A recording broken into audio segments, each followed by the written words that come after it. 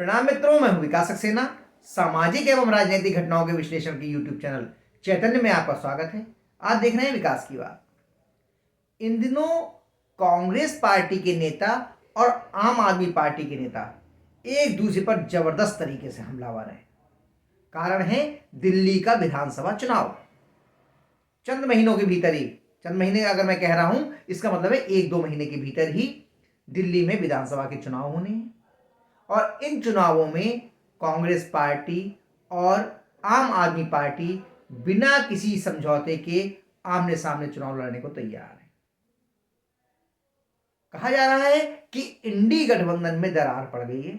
हालांकि जब इंडी गठबंधन तैयार किया गया था, उसी समय बहुत सारे नेताओं ने यह कहा था कि यह गठबंधन केवल लोकसभा चुनाव के लिए तैयार किया गया है, विधानसभा चुनावों से इसका कोई मतलब नहीं है।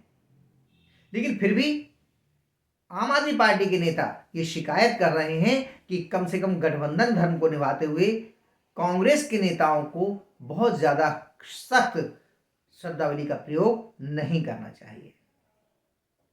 क्या है पूरा मामला, आज के इस अंक में हम लोग इसी को समझेंगे और ये जानेंगे कि आखिर क्यों कांग्रेस के नेता इतने ज्यादा हमलावर हैं आम आदमी पार्टी के नेताओं के ऊपर, और आम आदमी पार्टी के नेता कांग्रेस के नेताओं को इतना बुरा भला क्यों कह रहे हैं। पहले आप समझते हैं कि इंडी गठबंधन जब बना था, कहा जा रहा था ये गठबंधन लोकसभा चुनावों के लिए, लेकिन इसके बावजूद चाहे पश्चिम बंगाल हो गया, पश्चिम बंगाल में किसी भी प्रकार का इंडी गठबंधन नहीं था।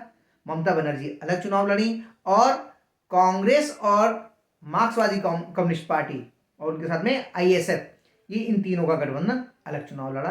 और भारतीय जनता पार्टी तो खैर अलग ही है।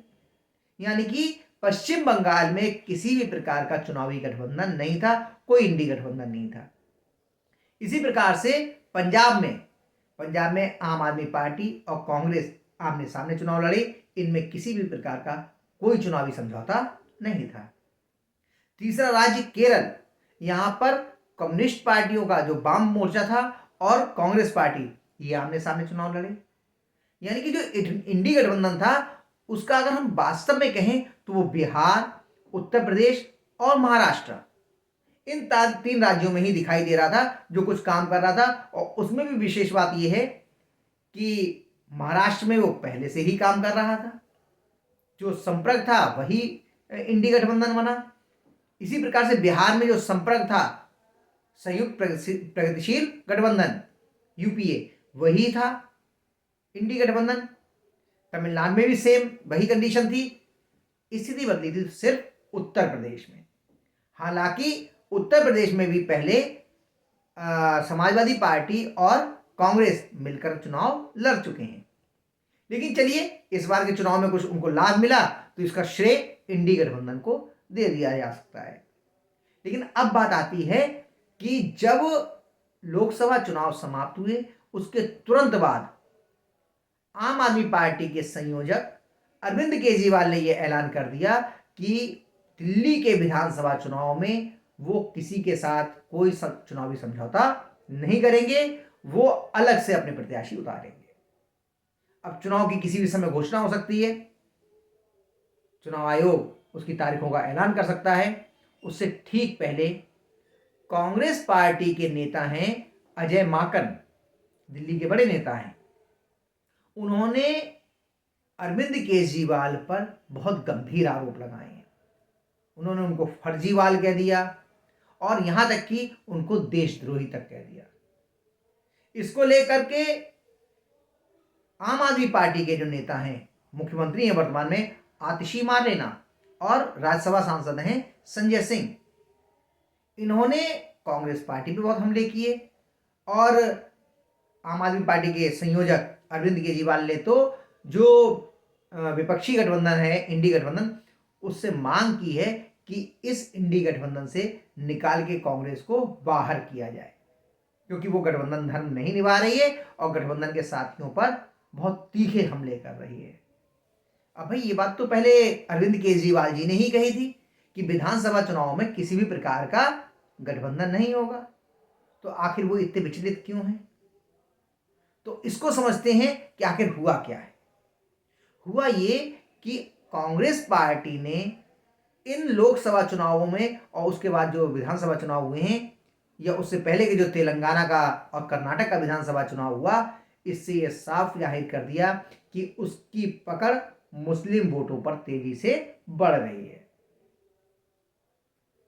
इससे जितने भी क्षेत्रीय दल हैं वो घबराए हुए हैं और इसीलिए ममता बनर्जी ने उन्हें पश्चिम बंगाल में कांग्रेस पार्टी को नहीं घुसने दिया। अब जब दिल्ली में हम आते हैं तो दिल्ली में जो मुख्य पार्टियां थी वही भारतीय जनता पार्टी थी और कांग्रेस थी। कांग्रेस के साथ में दिल्ली का मुस्लिम वोट जुड़ा हुआ था और इसलिए काफी समय से वो सत्ता में बनी हुई थी। जैसे ही अरविंद केजरीवाल का राजनीतिक उभार हुआ, वो मुस्लिम वोट बैंक जो कांग्रेस के खेमे में था वो निकलकर अरविंद केजरीवाल के खेमे में चला गया।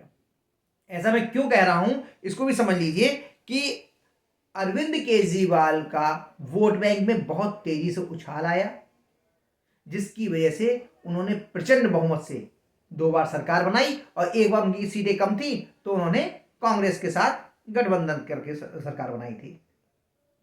लेकिन इन तीनों ही चुनावों को अगर हम देखें तो भारतीय जनता पार्टी के वोट बैंक में कोई बहुत ज्यादा अंतर नहीं आया है। जो कांग्रेस का वोट बैंक था वो शिफ्ट होकर के अरविंद केजरीवाल के खेमे में चला गया, जिसकी वजह से उन्हें प्रचंड बहुमत मिला। लेकिन भारतीय जनता पार्टी अपने वोट बैंक को लगातार सहेजे हुए है। तो इस वजह से अब अरविंद केजरीवाल को यह डर है कि अगर उनका मुस्लिम वोट बैंक सरक के कांग्रेस के खेमे में चला गया तो ये उनके लिए भारी पड़ेगा। इसीलिए उन्होंने पटवर्धन से जो लगातार 3 बार उनके उप मुख्यमंत्री मनीष सिसोदिया वहां पर से विधायक चुने जा रहे थे, पिछले चुनावों में उन्हें कांटे की टक्कर मिली थी, तो इसलिए उनकी इस बार सीट बदल दी गई और उनके लिए जंगपुरा वहां से उम्मीदवार बनाया गया है। लेकिन जंगपुरा से कांग्रेस पार्टी ने वहां के एक पूर्व पार्षद हैं फरहाद सूरी, उनके लिए जो है वो उम्मीदवार बना दिया है। अब ये जो फरहाद सूरी हैं ये मेयर भी रहे हैं दक्षिण दिल्ली क्षेत्र में, और इसके अलावा इनकी मां जो है वो विधायक रही हैं। इनके अपने परिवार की, फरहाद सूरी के मुस्लिम वोटों पे अच्छी पकड़ है। तो ये माना जा रहा है कि फरहाद सूरी मुस्लिम वोट बैंक में अच्छी सेंध लगा सकते हैं जंगपुरा क्षेत्र में। ऐसे में मनीष सिसोदिया का जीतना थोड़ा सा मुश्किल हो जाएगा। अभी हालांकि भारतीय जनता पार्टी ने दक्षिण दिल्ली के ये जो जंगपुरा क्षेत्र है यहां से अपना प्रत्याशी घोषित नहीं किया है। तो जो नंबर 2 माने जाते थे दिल्ली सरकार में मनीष सिसोदिया, उनकी सीट तो फंस गई।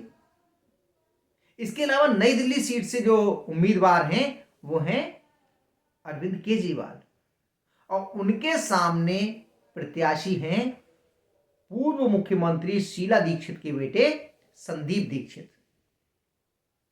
अब संदीप दीक्षित और जो फरहाद सूरी, संदीप दीक्षित भी दमदार प्रत्याशी हैं, और वहां से भारतीय जनता पार्टी के जो प्रत्याशी हैं, संभावना है कि परवेश वर्मा जो पूर्व मुख्यमंत्री साहिब सिंह वर्मा के बेटे हैं और सांसद थे, इस बार उन्हें सांसद का टिकट नहीं मिला था दिल्ली से, उनके लिए उम्मीदवार बनाया जा सकता है। इसलिए आम आदमी पार्टी वैसे तो पूरी कांग्रेस पे हमलावर है, अजय माकन पे हमलावर है, लेकिन विशेष रूप से वो फरहाद सूरी और परवेश वर्मा पर हमलावर है। सॉरी, इन पे संदीप दीक्षित पे।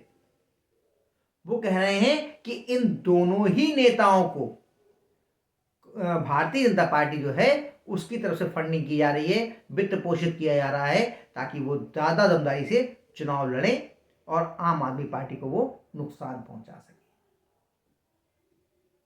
अब जब ये आरोप आतिशी मारलेना जो दिल्ली की मुख्यमंत्री हैं और राज्यसभा सांसद संजय सिंह के द्वारा लगाए गए, तो संदीप दीक्षित ने तो इनके खिलाफ मानहानि का केस कर दिया है। और खुद संदीप दीक्षित ये कह रहे हैं कि उन्होंने क्रिमिनल केस और सिविल केस दोनों ही किए हैं। 10 करोड़ का दावा किया है संदीप दीक्षित ने कि वो ये सिद्ध करें कि मैंने भारतीय जनता पार्टी से पैसे लिए हैं चुनाव लड़ने के लिए, यह उसने किया है। अन्यथा वो जो है इसका ये 10 करोड़ रुपया, उन्होंने ये भी कहा है कि ये जो 10 करोड़ रुपया उनको मिलेगा ये वो दिल्ली में यमुना की सफाई पे और सब कार्यों पे, प्रदूषण संबंधी कार्यों पे, इन पे खर्च करेंगे, इनमें से 5-5 करोड़ रुपए।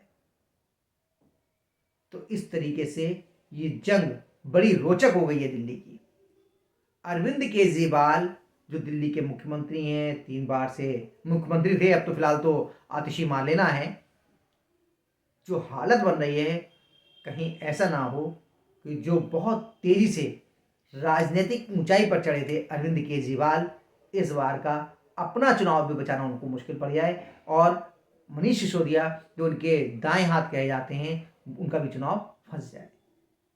इसीलिए उस मुस्लिम वोट बैंक को बचाने के लिए अरविंद केजरीवाल जी जान से कोशिश कर रहे हैं और कांग्रेस पे हमलावर हैं। अपने मुस्लिम वोट बैंक को खसकता हुआ देखते ही ऐसा माना जा रहा है कि उन्होंने अभी ग्रंथियों के लिए और पुजारियों को तनख्वाह देने की बात कही है, उसकी योजना लेकर के आए हैं। और इसके अलावा दिल्ली के उपराज्यपाल वीके सक्सेना पर यह आरोप लगाया है कि वो मंदिरों को और गुरुद्वारों को तोड़वा रहे हैं। पूरी तरीके से अनर्गल बयानबाजी करके, सांप्रदायिक विद्वेष फैलाकर वो ये इस प्रयास में है कि किसी भी तरीके से इस चुनाव को जीता जाए। और इसमें एक बहुत महत्वपूर्ण भूमिका निभा रहे हैं AIMIM के नेता असदुद्दीन ओवैसी। उन्होंने दिल्ली दंगों के आरोपी जो पार्षद थे आम आदमी पार्टी के ताहिर हुसैन, उनको टिकट दे दिया है। तो पूरी तरीके से AIMIM भी इन चुनावों में कूदने के इरादे में है और इसमें वो निश्चित रूप से मुस्लिम बहुल इलाकों में उतरेंगे और उनमें मुस्लिम कैंडिडेट को उतारेंगे। और इस तरीके से दंगों के आरोपियों को जब चुनाव में उतारा जाएगा, चाहे कांग्रेस हो गई या फिर AIMIM हो गई, तो इसका नुकसान अगर मुस्लिम वोट बैंक कटते हैं, मुस्लिम वोट कटते हैं, तो निश्चित रूप से आम आदमी पार्टी को होता हुआ ही दिखाई देगा। क्या होगा इसके लिए अभी और ज़्यादा मुझे लगता है कि तल्खियां बढ़ेंगी। वोटों को, मुस्लिम वोटों को अपने खेमे में लाने के लिए आम आदमी पार्टी भी कोशिश करेगी और कांग्रेस पार्टी भी कोशिश करेगी। और असदुद्दीन ओवैसी जो हैं वो तो इसी के लिए जाने जाते हैं कि किस तरीके से मुस्लिम वोटों को खींचकर वो अपने खेमे में लेकर आए।